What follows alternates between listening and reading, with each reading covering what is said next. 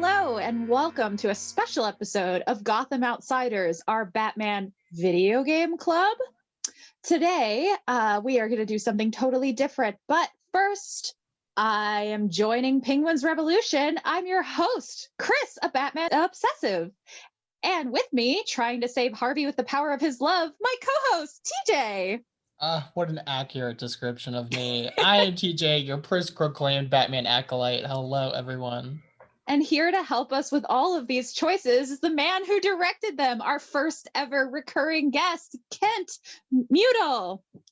Hey, I'm here and I'm just trying to get Alfred a day off. Oh, I love it. He deserves it. Yeah, he works so hard. He works the hardest. No one does it like him. And he doesn't get enough appreciation.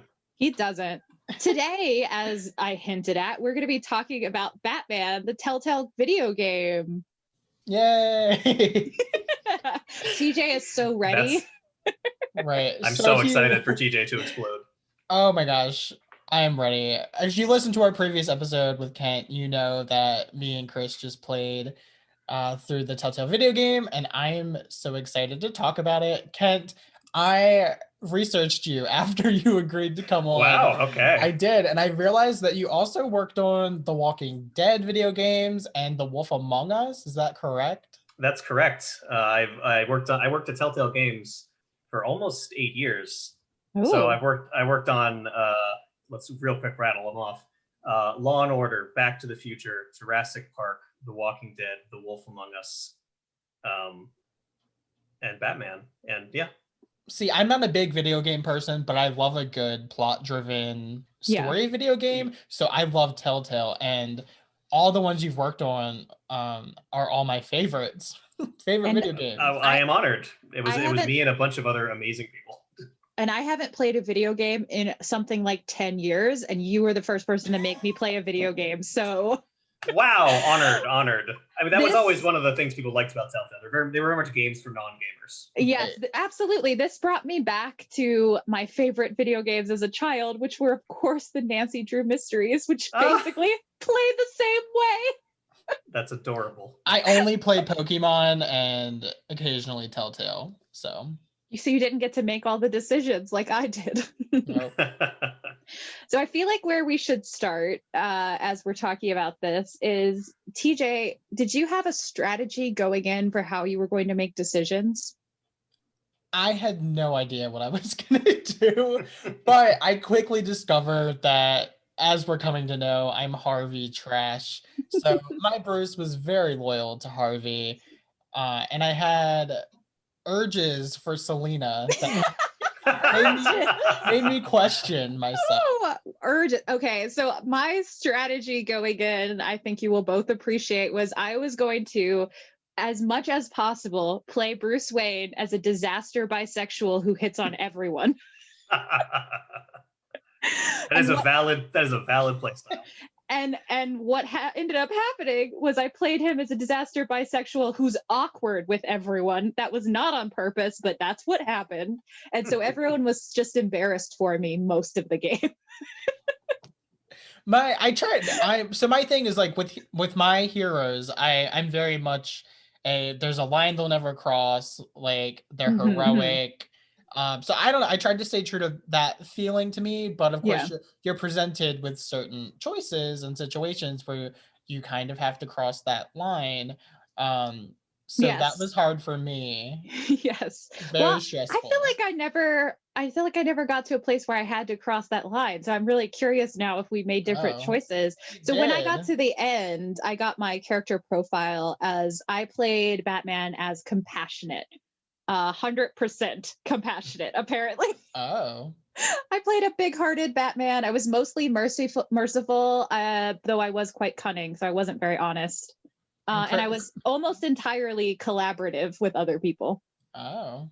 See, Chris asked me what mine was, and I was like, well, I didn't screenshot that. I was curious. I think compassion is actually the most common one. Oh, really? Because most people play nice in these games. Oh, that's fascinating. Because as I was going through, I was trying to guess also like what the other paths would lead to. And there was to me, it seemed like there was the option to just play as like super aggro. You can be a real you can be a real dick if you want. I was That is- probably compassionate too, let's be honest. Yeah, probably. It sounds like you were, if you were trying really hard to play by the rules. But there definitely was like options where you could be really manipulative, which I tried for about half a second and I felt so terrible I couldn't do it. The first time you really get to is like with Falcone, and he's like, you can like play him. I mean, not play him, but like manipulate him. And I was trying to, and halfway through the conversation, I just caved and was like, get out of my fucking house, Falcone. Yep, I did that too. Yep. That's the same. That's a fair reaction. He's in there just like shitting all over everything. He really is. He's being real. He's not a nice guy, Falcone. He's not. Now, in our last episode on the Long Halloween, we talked a little bit about how the Long Halloween influenced the Dark Knight and the video game to a degree. Kent, do you want to talk about that a little bit? Yeah, it's interesting because I was not on the very early pre-production phase of the first Batman season, so that's why some of these things are kind of surprising to me. The first thing that jumped out at me rereading Long Halloween is the design of the foyer and the drawing room of the Wayne Manor look almost identical to how they look in Long Halloween. They really do. Yeah, that little room you meet Falcone in is the same room where Gordon comes to talk to Alfred at the manor, and those are really like the only. That's like the same room, and the foyer, the big room at the beginning with the wide open space and the staircase, the grand staircase going up, is also like the same from Long Halloween. I know the meeting room very well because that's where we had to look for clues to where Alfred or what happened to Alfred. Man, that was. Oh, that's right. When Alfred gets kidnapped, yeah. That was always the hardest part for me as someone who doesn't play a video game. I was like, oh no. I just finished the second game not that long ago, and I don't think there was any of those scenes. Tell me if I'm wrong. There's only one in the first episode, and then we just didn't do anymore. I was kind of glad because I struggled sometimes. They were stressing me out. I'm not gonna lie. I was like, oh no, I can't connect things. We've already established we're bad at video games. Fair. Yeah, that's a pretty low bar to ask. So you. Definitely not. Honestly, it was challenging. I couldn't even get the links to link up all the time. It was fine. It was clearly my problem. And Kent, you said you were a season director. Can you explain what that is? And can you explain to us what your job was exactly?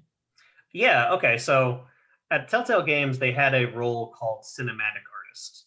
And what a cinematic artist essentially does is they take all the pieces that make up a game level, which is like the characters and the animations, the environments, and they arrange them all and create all the cinematics that you see.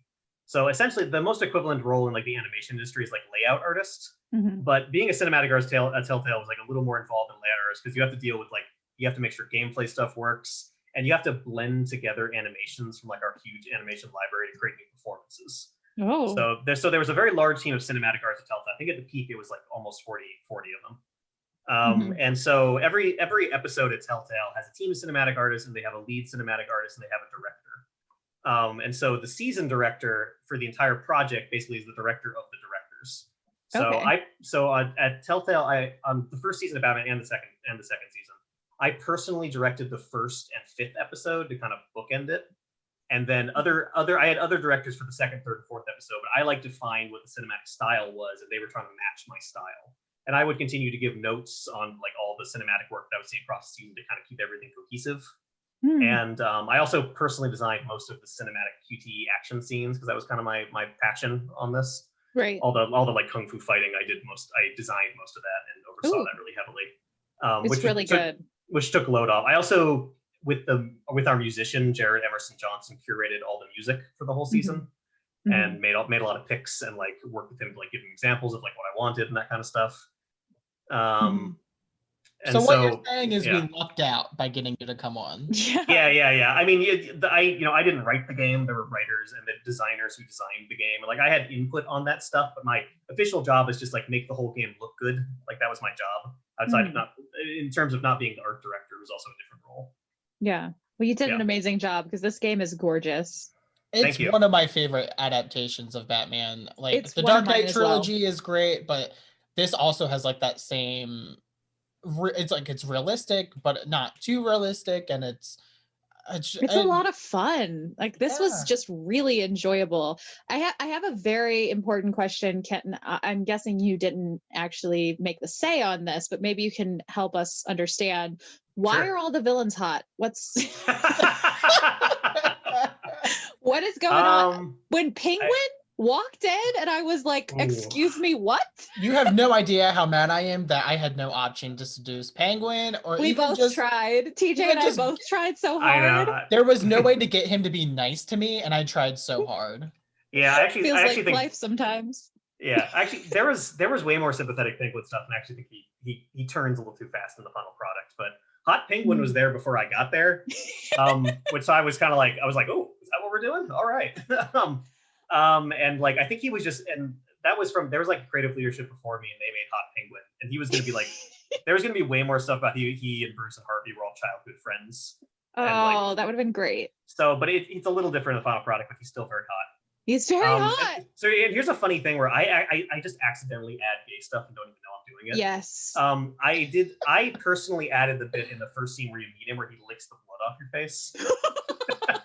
Oh, because he licks his thumb and like wipes it off, and I was just like, oh, this would be a weird thing to do because I just wanted him to be kind of like unsettling. But then I realized everyone read that as like flirting. I was like, oh my god, I'm just gay without even trying. That's what we support on this here podcast. Absolutely. I wanted childhood friends to enemies to lovers. That's what I wanted. TJ, you know there's nothing wrong with that. I think we're gonna find that we both tried to hit on everybody. Is this correct? Well, I soon forgot about Penguin because he was a dick to me, and I deserved better, like Harvey. I still tried real hard. I was like, I'm gonna win him over. There was a brief moment where I wondered, because I always, with a game like this, try to guess how far I can take any choice. And I was like, can I join the revolution? I would have loved to join the revolution. Honestly, not a bad choice. They have some good points. They make good points. Yeah. Gotham's fucked up. Hashtag Hot Penguin was right. There was a scene between Bruce and Harvey in the hospital that was extremely intimate.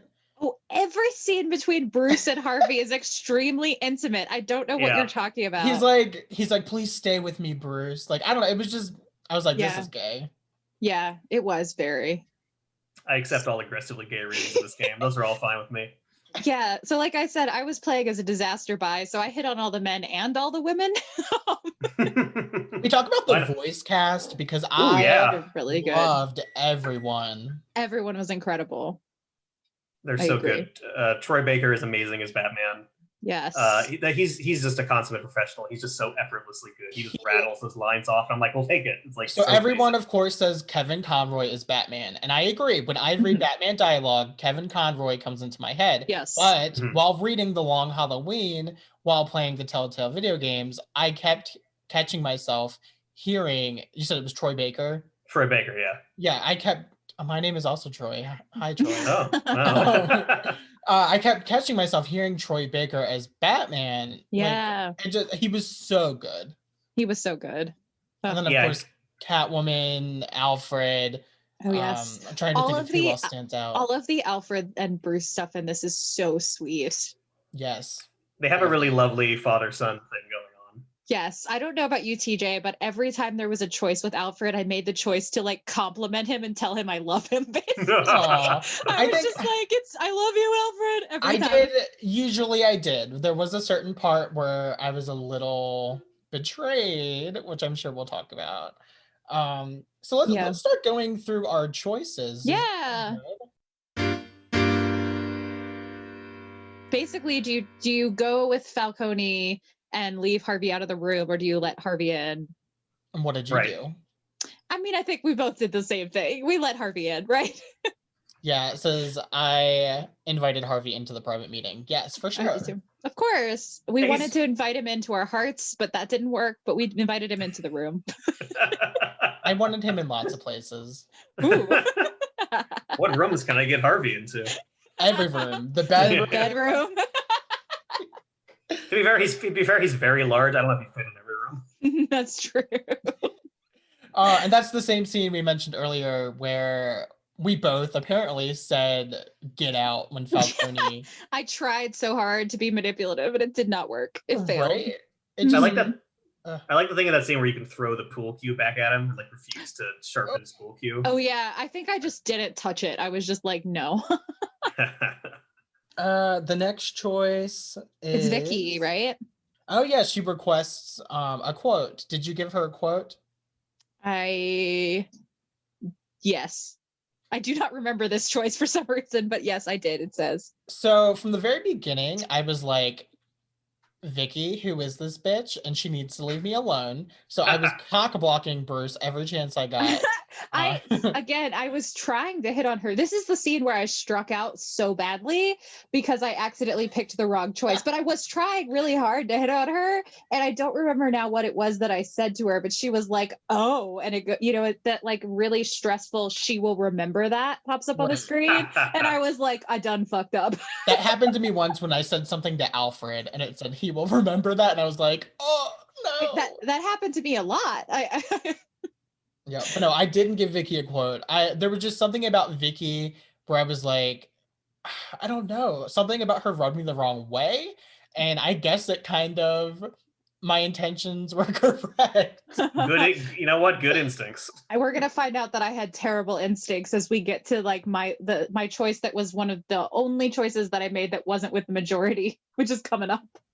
All right. So the next choice is: did you choose to break the shooter's arm or not? I showed mercy. So I meant to show mercy. So okay, I didn't I didn't understand what my action was going to do. That happened to me a couple times too.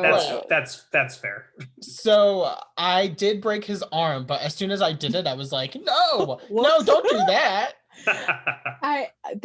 Yes, but isn't that like life? Sometimes we don't know what our choices are gonna do. I think that might be an instance of unclear game design. That does happen sometimes. Hey, sometimes, come on, Kent. No, I'm kidding. Yeah, sometimes you throw something at a bad guy and you break the bad guy. Okay, I can't. Whoops.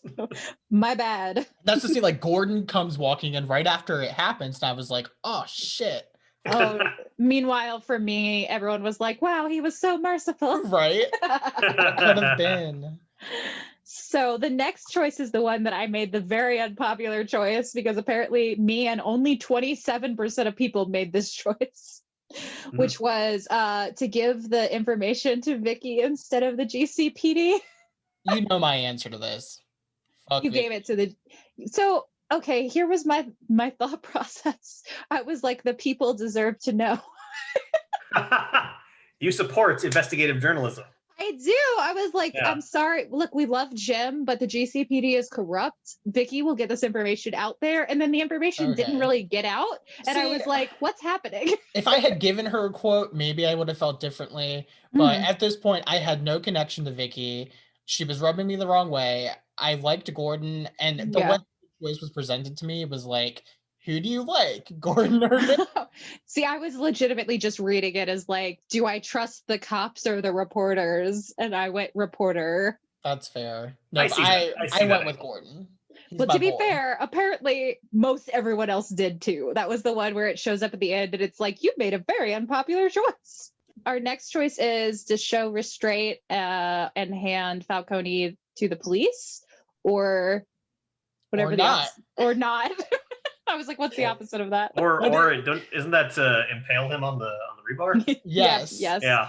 I'm gonna guess we both went with show restraint because neither one of us knew what the other option was. So my track record here isn't good because I definitely impaled him. Wait, you did? So this was after he was spreading rumors about my father, saying, but it was at the point where I was starting to question it. And the stakes felt very high. And in that particular situation, it felt like I wasn't going to have another chance to get an answer. So I brutalized him. I did not realize I was going to impale him, but he didn't die, so it's fine. Is it fine? It's fine. You merely tortured him. You didn't murder him. Right, and I got an answer, so it worked. Well, I guess I didn't get an answer, but I did get the faith of Jim Gordon, so there. And it's at that point where you learn that his family was corrupt, I think. See, I still learned that, TJ. You can learn things with detective work. So how did you learn it? If you didn't impale him. You get clues. It happens in like this. It happens in like the exact same way. Yeah. Okay. So see, TJ, sometimes showing mercy works just as well. Maybe I wasn't compassionate. I don't think you were. Yeah, I'm not sure. I wonder if you can still get compassionate if you impale Falcone. That's like the opposite. Seems like not compassionate. All right. So that basically wraps up the first episode. Mm-hmm. Yeah. And then the second episode, my first choice is, did you give Falcone morphine or not? I did, because I am the compassionate Batman. I did too. Okay. I had impaled him, so I felt bad. Yeah, like I think I owe you at least this. It was like an apology. Right. Like he was pitiful, and I was also trying to get information out of him. Yeah. So. Yeah. Well, so this is one I'm almost certain we both did the same as well. Did you kiss Selena the first time? I want to hear your answer first. No, because I was at this point, I was Oh. still flirting with both Harvey and Selena, and I wasn't certain I couldn't make it work with Harvey. So Right. So I actually had that same mindset. I was extremely loyal to my boy Harvey. So I did not try to kiss Selena, but she kissed me. And at that point is when I was like, whoa, like we can't do this. oh yeah, she does try, and I definitely was like, no, because Harvey. Right. Like make no mistake. I wanted to kiss Selena. Yeah, to be clear, I had hit on her so many times up to this point. This poor woman was like, why now is the line? And in my brain, I was like, we can flirt, but that's it. Oh wait, no, I think I'm thinking you're of a okay different with you're okay with emotional cheating. Apparently, my Batman is like, it doesn't count if there's no tongue. I think this is the scene behind the dumpster, right? Or wherever they are. Yeah, in the alley. I was thinking about on the couch. Oh yeah, you're thinking that's episode 3. That's episode. Okay. We'll get to that because I do think we made different choices there, but this scene we didn't. Okay. And then the next one, did you choose to visit Mayor Hill as Batman or Bruce Wayne? I went as Bruce Wayne. I went as Batman. Ooh, okay. Ooh. So it didn't work out. I went as Bruce Wayne and I failed completely to accomplish anything. How did it go for you? I'm sensing a trend that I wanted to scare people into giving me what I wanted. I was trying to see. That's a very Batman thing to do. Yeah. This is why I had such a high level of cunning at the last part. Was I was constantly trying to manipulate them as Bruce Wayne, but then be like a good guy as Batman. Oh, how confusing! They're two different people. Okay. No, I was trying, but again, I'm not very good at it, apparently, because I never got anything that way. Apparently. Did you continue to fund Harvey's campaign after he said those things? Yes, though I regret it because I deserved better. Yeah, I did too. It looks like 91.2% Everyone did fund it. Yeah. And I kind of understood where he was coming from. And he was disloyal. No, I'm sorry. No. He should have stood with his boy. I'm just saying. He's a politician. Come on. Which is exactly why you and I shouldn't have trusted him, but we did. True. All right. That and the fact that we knew he would become Two-Face, but whatever. Right. And then, did you save Harvey or Selena? I saved Harvey. I also saved Harvey. Oh, that actually makes me sad. That means you guys haven't seen what our Two-Face looks like with the burn. No. Oh wait, what? Yeah, so he always goes crazy, but if you don't save him, he gets half his face burned off in that scene. Yeah, I wondered about that because he doesn't. Yeah. He doesn't get scarred. Oh, okay. Yeah. I expected him to get, because his arm gets lit on fire later, I think, and I was expecting him to get turned into Two-Face there. No, he could be Two-Face by that point. That's a pretty big difference, actually. Oh, wow. So my thought there was I thought Selena could take care of herself, and she did. So I was right. Exactly. Yep. Harvey had more at stake. There was so much resting on his safety. So this choice was me respecting her autonomy. Let's be very clear. Right. She is a strong woman that doesn't need no Batman. She didn't need us. We were Harvey, however. He needed me. He just didn't know it. All right, so that wraps up episode 2. Episode 3 starts with, did you back up Montoya and let Harvey face danger alone? Or did you go with Harvey? I really wish that you and I had made different choices so it would be more interesting, but I 100% went with Harvey. Plot twist, I chose to back up Montoya. What? Yep. I'm shook. Well, she was in rough shape, wasn't she? She was, but I had already basically betrayed her once at this point. So we didn't really talk about this. We talk about the quote that we gave Vicky. I accidentally gave her Montoya's name, which I didn't mean to do. Oh shit. I didn't know that was what it was going to happen. When he was like, give her the tip, I was like, okay. And then it's like, it was Renee Montoya. And I was like, no, wait, no, that's not that was right before the elevator, right? Yeah. I was like, Vicky, no, get out of here. I misunderstood what I was doing. Okay. I thought he was going to be like, give her some information. He straight up gave her the name. So at this point, I was not sure that Montoya ever wanted to see me again. So I was like, going to go with my boy Harvey. And the next one says, did you keep your composure when provoked by Oswald? And was this in his office? Bruce's office that Yes. Oswald took. Yeah. I did. That's where he dropped the clock, right? Ooh, I wanted to clock him so much. Same. But, he dropped it and I go, pick it up. Did you really? Yeah, I think he picked it up. I think so. Oh, I didn't. I just was like, no. I think that was one of the few times I chose the option to stay silent, which is an option I almost never chose. Interesting. I did that a few times too. I was just like, no, I'm not playing your games, even if you are hot and right. Right. Did you? I do love when he comes in with that the yellow tie look and everything. Oh, he's looking good. He's so smarmy, but I love him. Yeah. He's Oswald. Oswald, what could have been? What could have been? Why do you play with a heart like this, Pink? I know, because I thought they were gonna be friends, and then he played me like that. I was like, my dude, my sir, I did nothing to you. Right. Did you ask Lucius to stay at Wayne Enterprises or come to the Batcave? I told him to stay. I did too. Did you notice there was like a previously on one of the following episodes, and I think it's when Penguin's hacking in to the tech and you're in the Batcave.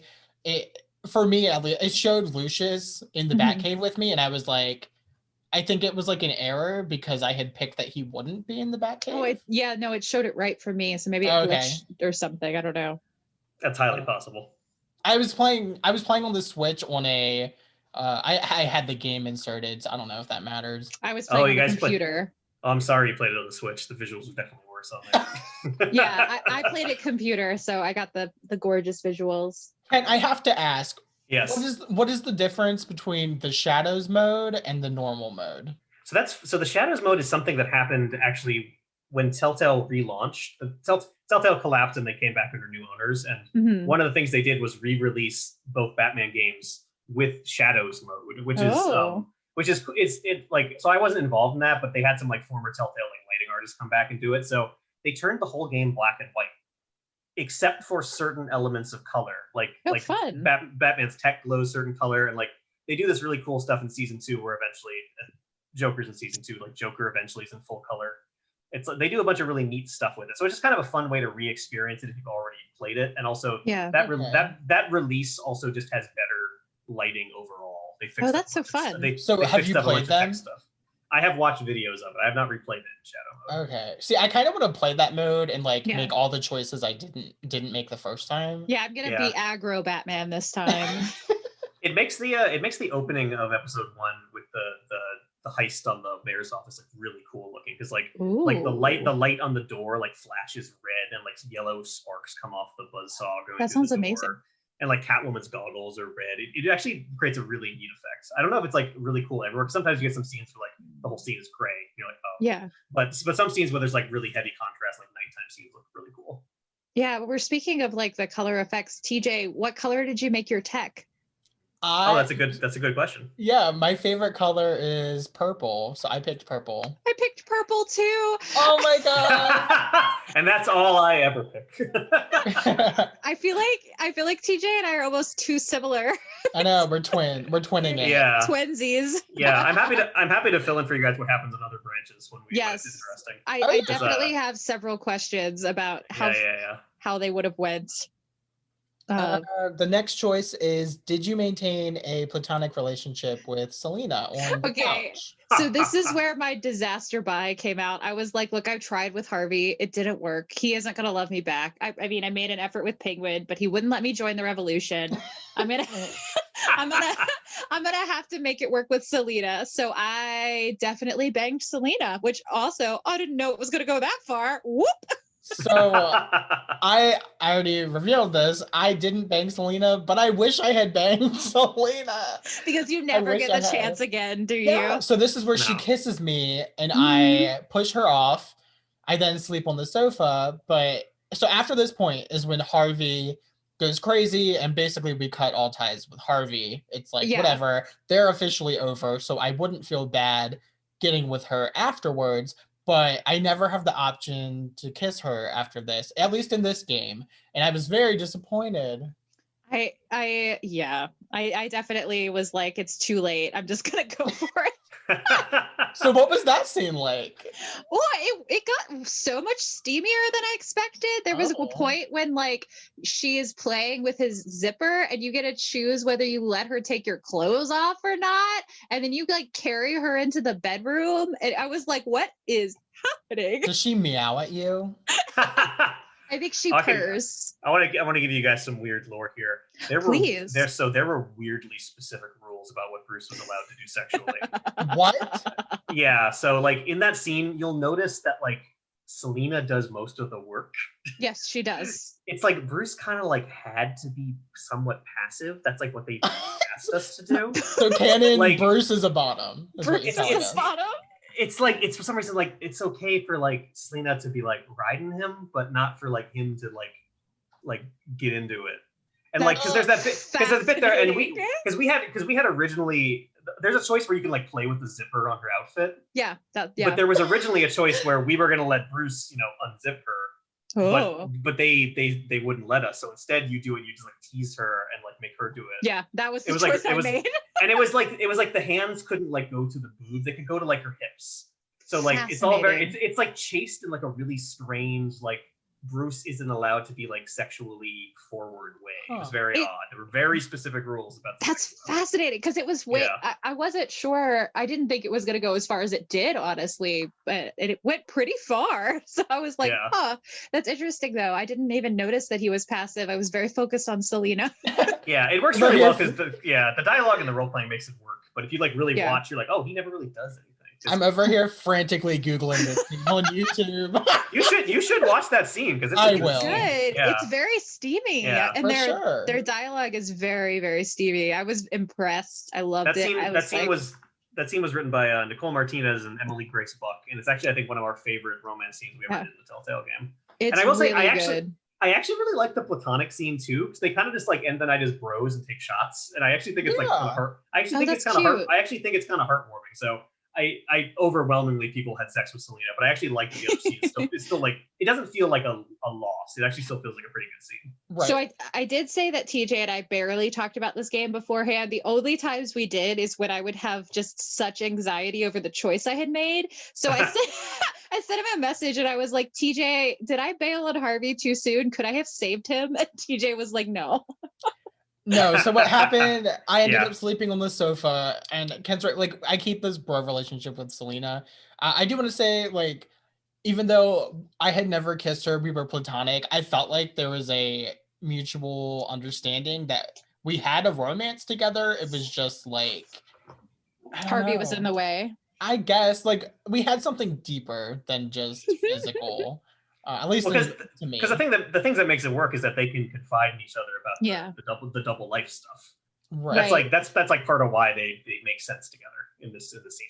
And I loved her little ponytail underneath her hat. Oh, she's so cute. I love her design in this. But anyway, Absolutely. Harvey comes over the next morning and she hides me in her bedroom, and I'm like looking out the crack at what's happening. And then her cat is meowing at me, and I'm like, go away, go away. Well, then the cat pushes the door open, like, fuck you. Yeah, and the same thing happens. That goddamn cat. Yeah, I was like, off. It was at that point where I was like, obviously Telltale wanted me to pick the other option because no, it happens the same way anyway. Well, I know, but I was like, this cat was such a plot device that they were course correcting me back to that to be caught. Yeah, I really did, because like I said, TJ can attest that very early on, I was like, I will save Harvey with the power of my love. And then I gave up on it, and I really did feel bad until TJ told me it wouldn't have worked anyway, and I was like, good, at least I got to bang Selena. Really a zero-sum game there. It was. So then after that confrontation, Harvey attacks us. Did you choose to physically attack Harvey back? No, I wore him down. Me too. Which is not as sexy as it sounds. Well, and at this point, he was under the effects of that drug, so like, yeah. I didn't want to hurt him. Yes. No, you loved him, TJ. We already have established this. Kent, why'd you do this to us? There's so much of him to love. There is. Yeah. So then episode 4, our first choice is, did you Joker. agree? First of all, the Joker. reveal of the Joker saving Bruce was so good. Speaking of, so in the last episode that Kent was on, we talked about how there were gayer versions of Joker. Speaking of those versions, here he is. He is so gay. Although you'll see in season 2, there's some bisexual madness there too going on. So in your mind, Kent, is this Joker gay, or is he like? In my mind, it's bi. And if you've watched the villain path of the second season, you'll know why. And I'm so one of my questions for you, to the shock of no one, is about the queerness of these games. You said there was limitations on what you could do with Batman. Were there any of the limitations of like the level of queerness that were allowed? For example, I'm thinking of in the second game, spoiler alert, there's a part where Bruce asks John/Joker if he's in love with him. And that's just one example, but there's very little things like that. Or John talking about how attractive Bruce is, to the degree of where you're like, okay, this man is obviously a repressed queer. Yeah, it's not subtext anymore, it's text. Right. How much were you able to get away with? And like, was it all scripted? Or was any of it improv? Most of it was scripted, because there isn't really that much improv in how a Telltale game is made. Mm-hmm. And like, it feels like all the stuff with Joker where he's like the gayness is kind of played for laughs a little bit, is like nobody bats an eye at that. There's some stuff near the end of the second season where it's a little more genuine, and I'm actually kind of surprised we got away with it, but there was never a note on it. And we were never going to do anything like we didn't even ask if we could like make Bruce gay. Like we knew we'd get a no on that, right? Like so we don't even go there. But like Joker, you can make him real gay. There's just a lot of precedent for it. Yes. But there's some like really genuine stuff depending on what route you take near the end of season 2, where Joker's feelings are a little more serious. I'm kind of surprised. There's a writer who on the game named Megan Thornton, who was one of my good friends working on it. She put the gay stuff in explicitly. I was like, yes, thank you. I'm so excited. It's funny because like we actually like none of us talked about like making Joker gay until like the final episode. Mm-hmm. We had all kind of just been adding stuff to it naturally, because if you look at the Joker Batman relationship, like if you're like thinking about it, like really, like how can it not be like that? Right. And so like, but then I had a decision with I remember having a conversation with the lead designer, and we're like, we should internally commit that John is bi. And I'm like, we should internally commit to that. And it came across. There's that one point in the second game where it pans down and his ankles are showing with his pants pulled up. He cuffed it? Are you saying he cuffed it? Oh my gosh. Yeah, his ankles were showing. I cannot wait. So, confirmed bisexual Joker. I am ready. I'm ready for this game. Oh my gosh. So there was at no point, so you just didn't, there was no one saying you couldn't do this because you didn't ask, basically. We didn't ask because like we got no's on other stuff, and a lot of them are like how far you stray the character from the most iconic canon version of them. and like it really kind of depended on who was running the WE Games division at the time, because they would have like personnel changes. Like we actually got away with more stuff in the first season. Like the entire premise of like Bruce's parents being corrupt. Yeah. Like I don't think we could have gotten away with that later, but like it just happened to be a perfect alignment of the right people at the right time to allow that to be the premise of the first season. That was such a good twist, because I such a good twist. didn't see it coming. Like I wasn't there when it was pitched, but I was told Pierre Charette, who was the original lead writer, he just kind of pitched like, what if Bruce's parents were evil, basically. It's like that was just like the pitch for the season. And that like that like interests them enough to let us make the game. I love it. It was really smart. Now, when you were making this season, did you know, like, were you planning for 5 more episodes in season 2, or were you like hoping you would get a season 2? We were merely hoping. And I think the Joker is actually a good example of that, because if you see how he is in episode 4 of season 1, we pretty much make him into a totally new character in the second season. Like it wasn't really planned, except for like the very broadest idea of season 2 will be the Joker season. Like that's kind of like that was the extent of the planning, right? Yeah. So like we were like we did the first 5 episodes. They were like, hopefully it does well enough that we can make another one, but there was no like hardcore plans. Chris is notorious for hating the Joker, and as soon as I've reached John in episode 4, I wrote Chris and said, you know what? I think you might actually like this version of the Joker. Are you ready for the big reveal? Yes, I want to know. I fucking love this version of the Joker. Yay! I knew it. I really do. Generally, most of the time, there was a tweet, and I wish I could credit the person. I don't remember who said it now, but there was a tweet that's like, Joker is better as seasoning, like as little as possible is the best. And that's generally how I think about it. I think he's interesting plot wise, but most of the time when it focuses on him, I don't like it. This one, however, I was like, more of him, please. Right. And I feel like, not to get into the second game too much, but like, in the second one, he's present the entire time, but he's not the main villain, at least for most of it.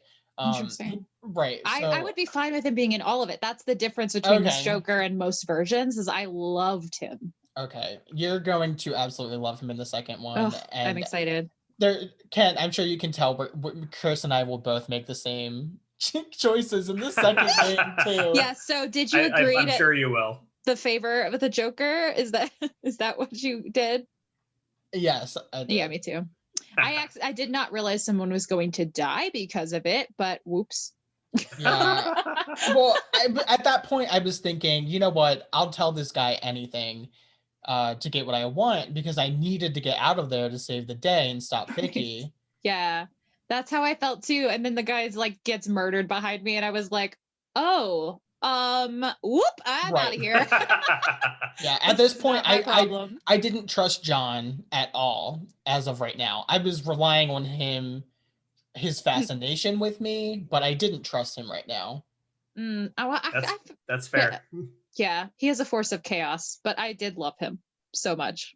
So did you follow his advice and make a phone call to get out of Arkham? Yes. Me too. I was desperate.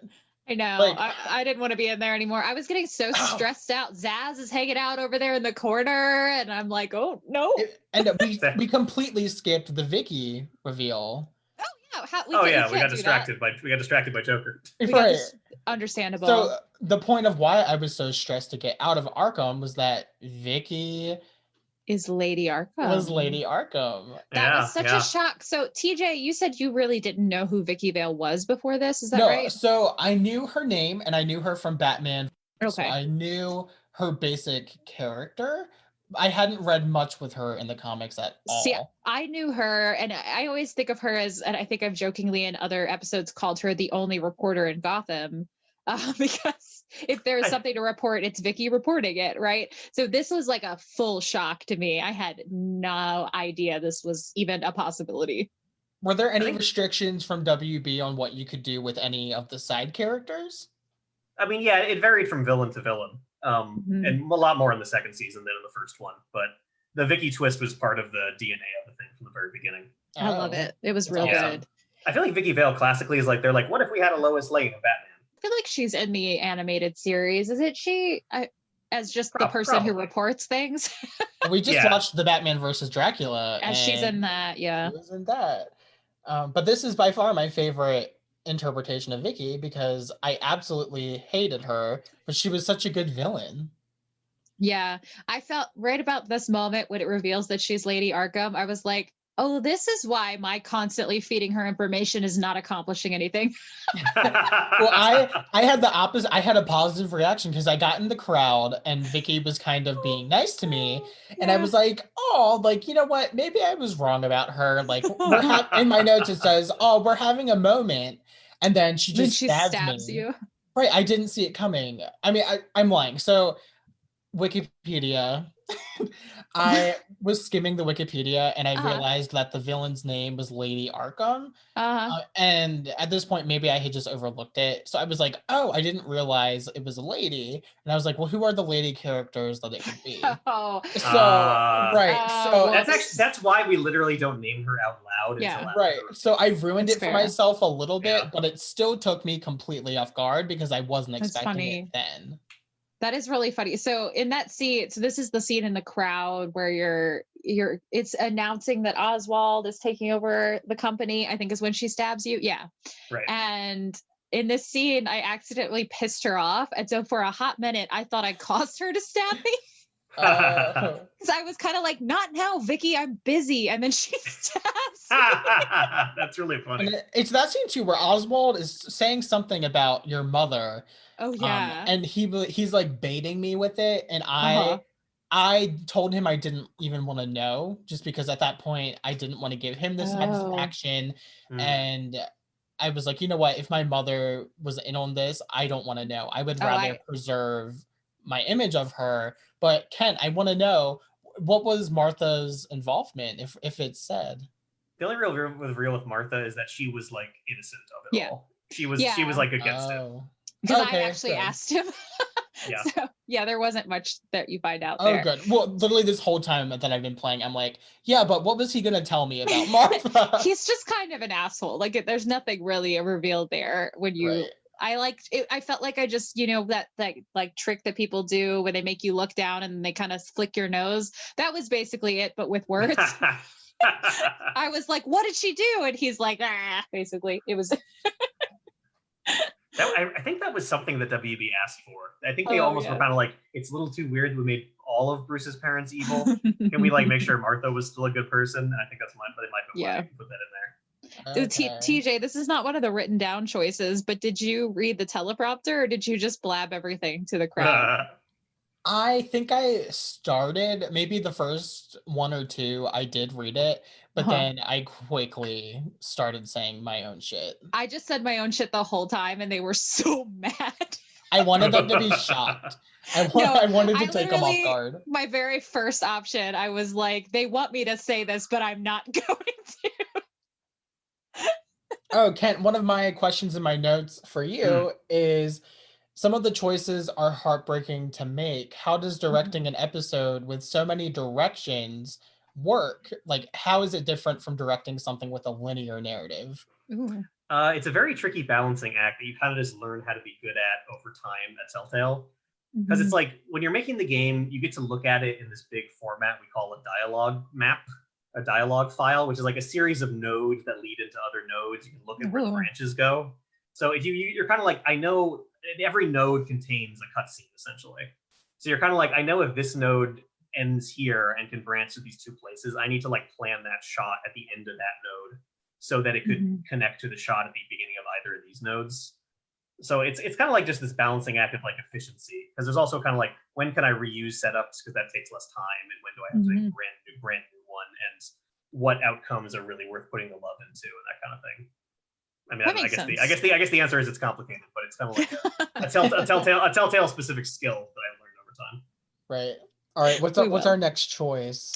What did we left off with? Oh, did you choose to ram the barricade or whatever the other option was? That scene had me stressed out. It was so stressful. I was like, am I gonna have to punch these civilians in the face? What's happening? What did you do?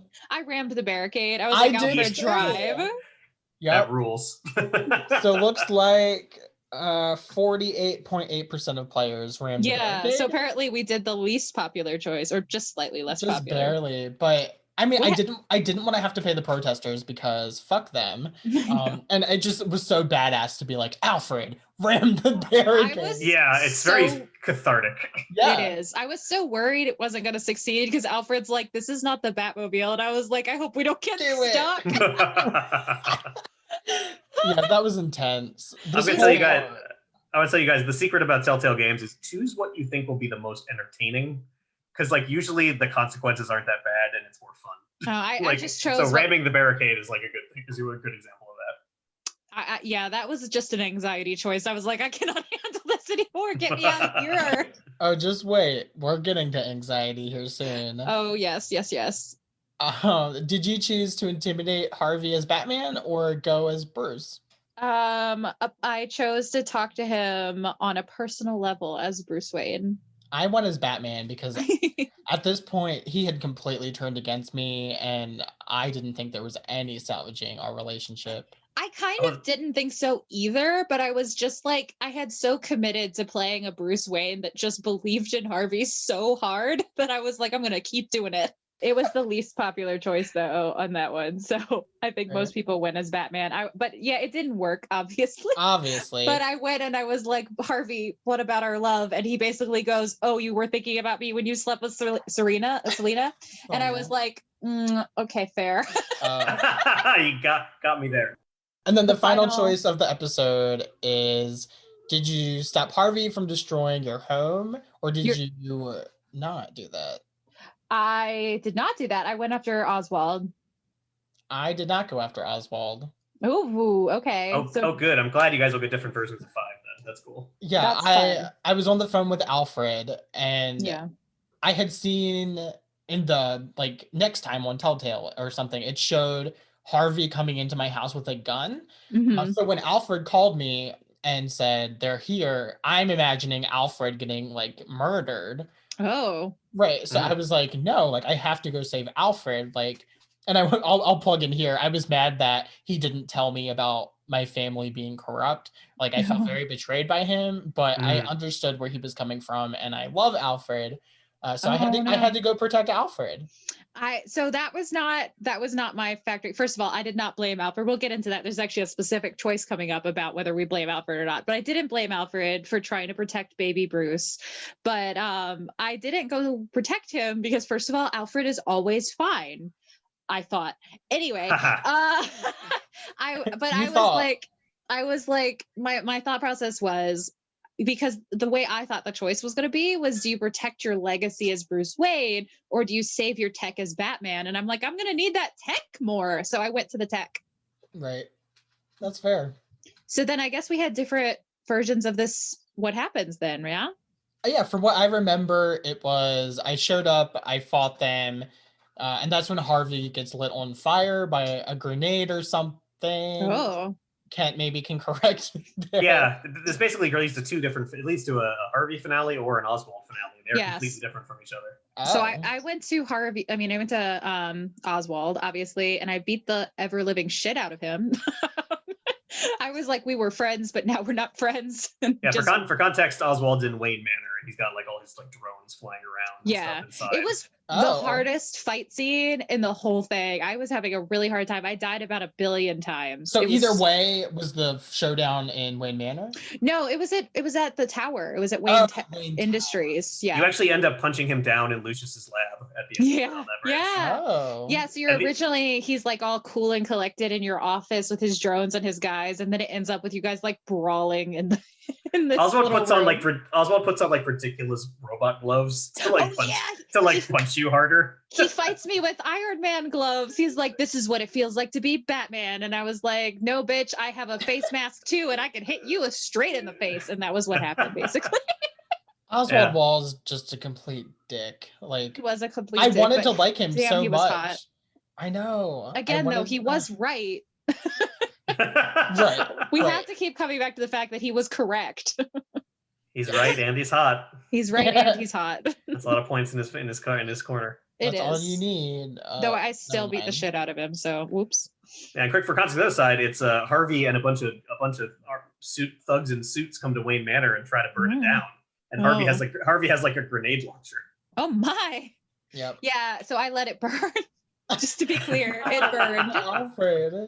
Alfred was So fine. yeah, what happens if you don't go to the manor? What happens to the manor? It got burns. burned. It gets Yeah. burned. Oh, I thought you were kidding. No, I let it No, burn. it doesn't burn down because we couldn't afford to burn it down. but it does. It does get heavily singed. Yeah, but Alfred's fine. It's fine. Aw. Well, I'm satisfied with my choice then. That's good. All right, so we're on the last episode. Is that where we realize Alfred is kidnapped? We have a conversation with him first. Not till the middle of the episode, I don't think. Oh, Yeah. okay. So Because episode 5 opens again with 2 different openings. An opening where Oswald's running the city, or a version where Harvey's attacking the GCPD. Yeah, so I got the version where Harvey's attacking the GCPD. Right? Yes. Yeah. Yeah. As I remind myself, which means TJ, you must have got the version with Oswald running the city. Oswald has Oswald has like drones like dropping people off high rises. Yeah, in my version, TJ, basically Harvey is like. Is this gone the park mad. scene where we're at the statue where we met the first time? That's the second scene of the episode, but yeah. Okay. So I didn't get that version. Oswald's over for me at this point. No, instead I have like Harvey's just like completely lost it, and Jim Gordon is saying he's gone too far, and that's where it starts for me. Okay, so our questions should be different then. For what was your choice from the last one? Okay, so I do eventually end up back at the manor. My first choice is I'm talking to Harvey and I steal his coin. Do you get this scene?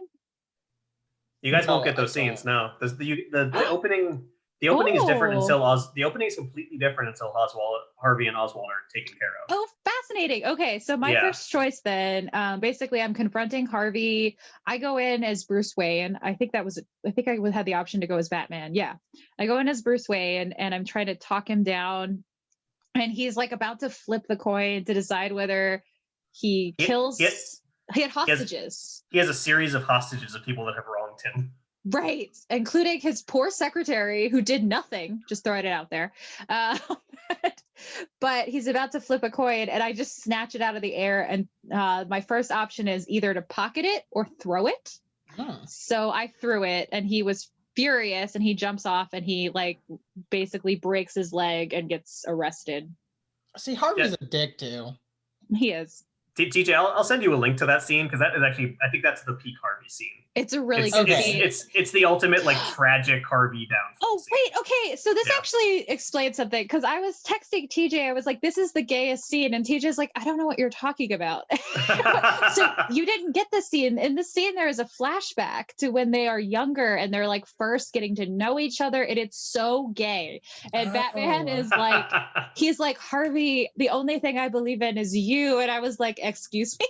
Well, obviously, this was in Kent's directed episode. That scene is like my baby.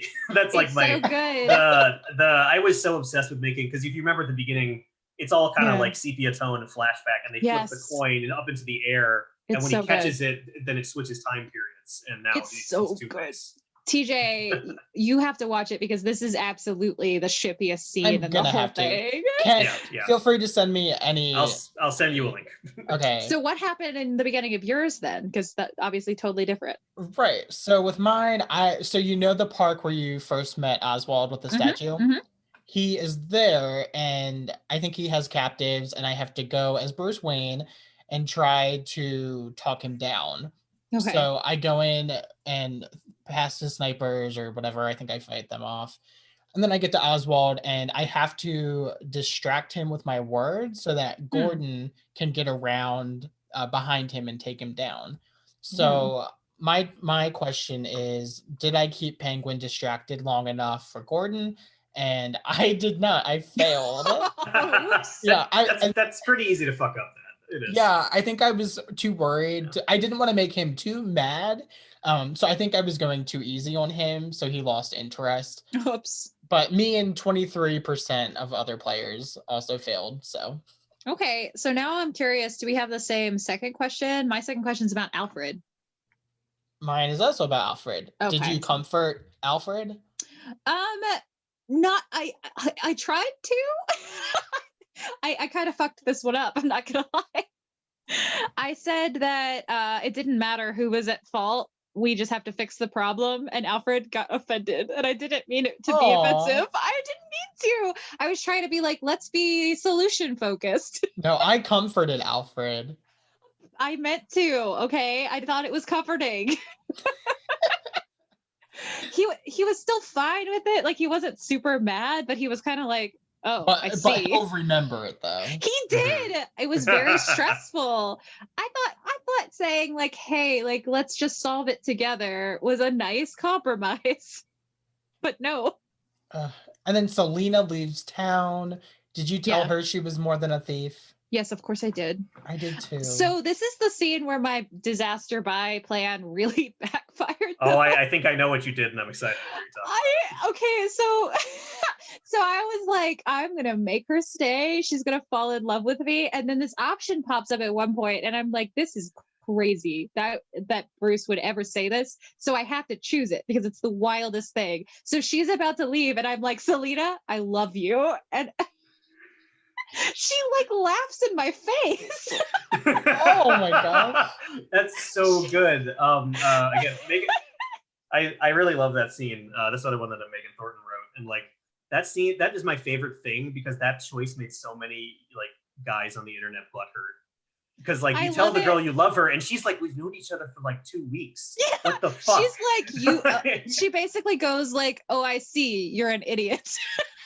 Yeah. I mean, she's not wrong. No, and I knew that when I picked it. Like, to be clear, I picked it because I thought it was hilarious. I was like, I could, in my version of that I was playing of Bruce Wayne as a disaster buy, he would fall in love right away and be like, Right. be like, I love you. Yeah. I know nothing about you, but we're in love. Like, I was in love with Harvey 5 seconds ago, but it's fine. Right. No, I definitely didn't say I love you. It was at this point though where I was like, please let me kiss her. Please let me make a move. And it was too late for me here. Yeah. But no, But you left platonic, like, I mean, friendly I think terms. I hugged her. I think we hugged. Oh, no, she laughed in my face and rode away. No. No, I think we left on good terms. We still left on good terms. To be clear, she was like, oh, you sweet, innocent himbo. Right. It feels very canonical that Bruce Wayne, who so rarely gets positive relationships in his life, would put way too many chips in a basket if they keep it rolled up. Exactly. That was my thought too. I could just see him having a conversation with Alfred and being like, I told her that I loved her, and Alfred's just like, no, you didn't know, Bruce. What? That scene also has shades of the Long Halloween bit where she's like, what if we went away to Paris? Like, what could make you leave? Like, it's kind of like a similar, like, come away with me, Brucey. But Bruce's tragedy is that he can never leave Gotham. Yeah, so in that one, I did though give her the little bit of like, maybe one day I will, was my answer that I chose. Oh, I think I said something like Gotham needs me or some bullshit like that. I'm a hero. I remember at some point when we were writing the game, we had a moratorium on choices where the text was for Gotham, like because you could say that like a lot of times, and so it's always really funny when it comes up again. I do love that. It's good. So right around here is when Alfred gets kidnapped, right? Yes, it is. And this is the big choice. Did you reveal your identity to save Alfred or not? I revealed myself. I did too. It was like, Alfred's in danger. I'll strip naked if necessary. I think it was at this point where I had to pause the game and really consider my options. Oh, really? I did it immediately? Well, because at stake is Alfred's life, but also the entirety of the Batman, like, yeah, you know what I mean? Because if Vicky lived and she knows my identity, she could expose me, and then everything is ruined. And Alfred at this point is kind of like putting that above everything else.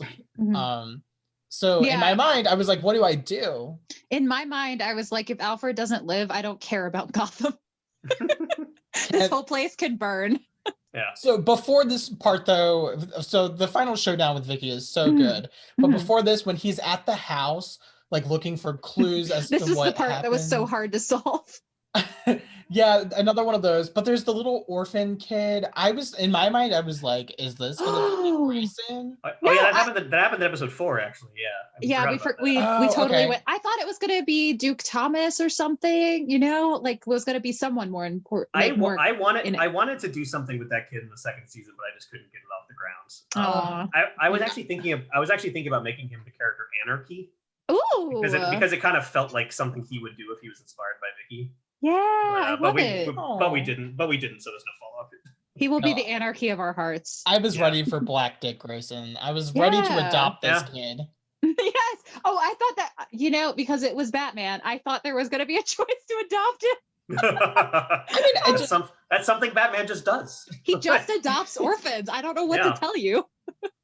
But yeah, that final showdown with Vicky in the cavern, it was so intense. Ooh, with the angel statue behind her. It was gorgeous. Yeah. I love the music for that fight. I kept telling the composer, more choir. Like more gothic chanting, please. That scene is like a John Woo fight scene. Like that is like straight out of, did I say it's John Woo, right? Yeah. That was what it felt like in my head. I was like, yes. As soon as I revealed my identity, though, in my mind, I was like, she's going to die because, you know what I mean? I was like, there's no way she can reveal my identity, and there's no way she's going to keep it to herself. So I wasn't sure. To be clear, since I had never played a Telltale game, I didn't know how, because my thing was I was coming to this with like a choose your own adventure mindset. And in those, you can absolutely fail. Like you really can fail. Yeah. So I was like, I wonder if there is an option where I just don't succeed. Like I make all of the wrong choices. Well, at this point, in my notes here, I really felt like if I did something wrong here, that Alfred was gonna die. Does he die? Does he die? He doesn't die. Alfred does not die. No. Okay. No, well, you didn't make a different choice than me, TJ. So that's why I had to ask. Oh, I'm sorry. I thought we made the same choice. Oh no, I will tell you guys because you guys didn't do this. If you keep your mask on, Alfred she shoots Alfred in the face. She shoots him with her staff, and he loses an eye, and he has an eye patch for the entire second season. So that is a big difference. Yeah. So is that what happens instead of my ear getting? Yes, that is what happens instead of your ear getting blown off, because the ear wound persists or Alfred's eye patch persists. That's amazing. So we both. And I will say it's tragic, but Alfred looks pretty fucking cool with an eye patch. I'm gonna have to look up pictures because that sounds amazing. But I'm glad that we lost our ear instead. Right, exactly. I'd rather me have a hole in my ear than Alfred lose an eye. I bet that leads character. That leads to a really funny optional choice in the last scene with Gordon. If you got that, if you tell him, he asks about your ear. If you tell him it's a shaving accident, he goes like, "What'd you shave with? A chainsaw?" I think I told him that. I think that's really. I definitely. What did I say? I didn't do that one. I did something else. Now I can't remember. Oh, I also want to point out, because of the different things that happened, you guys both had two different bat suits at this point. Oh, I have the fancy upgraded one. Yeah, there's a high-tech bat suit and a low-tech bat suit, and it changes how parts of the fight in Arkham go and the fight with Vicky go. There's different gadgets and stuff. Oh, yeah, that was cool when they were like, "Here's this like low-tech suit." Like, I liked that because it felt like the stakes were super high. To TJ, because I saved the tech instead of the manor, I got the fancy suit. I did fine. I did fine as well. That said, I got killed several times and had to restart that scene multiple times. I personally really love the look of the low-tech suit because it feels like classic Batman, like even more classic than our one was. It's pretty cool. Yeah. I like the high-tech suit well enough too, but I also feel like it kind of looks a little silly because there's just so many armor platings on it. So really, I did better than Chris. Apparently, because even with the high-tech suit, I still had to restart it several times. Yeah. Right. The high-tech suit leads to some really fun stuff where you electrocute Zaz during the cafeteria fight that doesn't happen with the low-tech suit. Oh, yeah. That was fun. The Zaz fight was stressful, to be clear. He was really good. Who was Zaz? Oh, we should talk. There's that part where Joker is in the fight and he just like claps. Yes. And the police arrive to arrest him and he just like takes a sip of his coffee. Like yes, he's like, just enjoying it. He's not participating. He's just like, I love everything that's happening here. I love that. Zaz is the one with all the scars, TJ. So there's you get to like make a scar on him and it like freaks him the hell out. That scene, yeah. Yeah, well, I was very worried for Alfred just because like Vicky was such a departure of her character in the mythos that I was like, no, like they really could kill Alfred here. Like I was afraid. I was not very for playing a Batman game. I was never very careful with my identity because like there's very early on when you're talking to Selena, you get this option too where you can kind of flirt with her by implying that you're Batman, and I immediately chose it. So I was just constantly telling people I was Batman. Did you show up to Gordon's dressed as Batman or as Bruce Wayne? I went as Bruce. I went as Batman. This Oh is my the first time we God. did the reverse.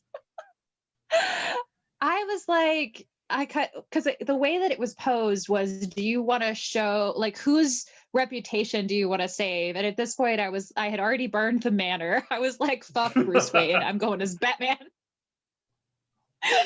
See, I didn't burn my manor.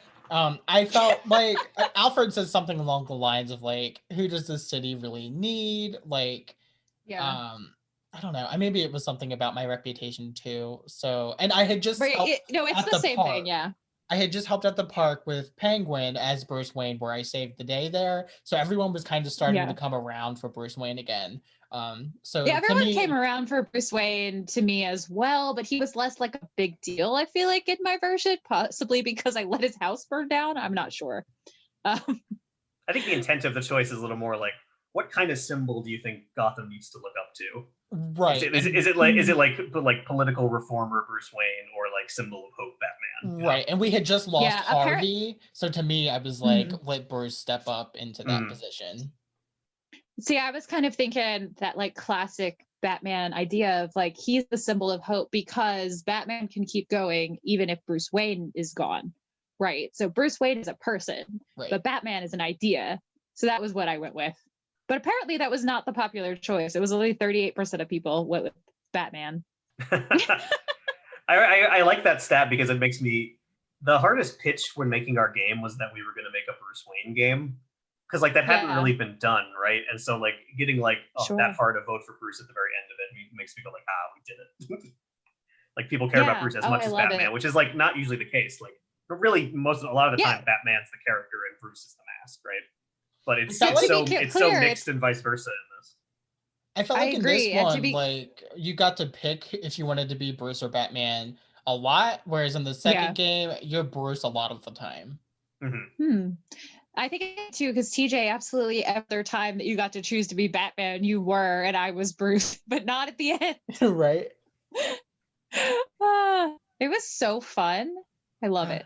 And this was fun too. Kent, how you feeling?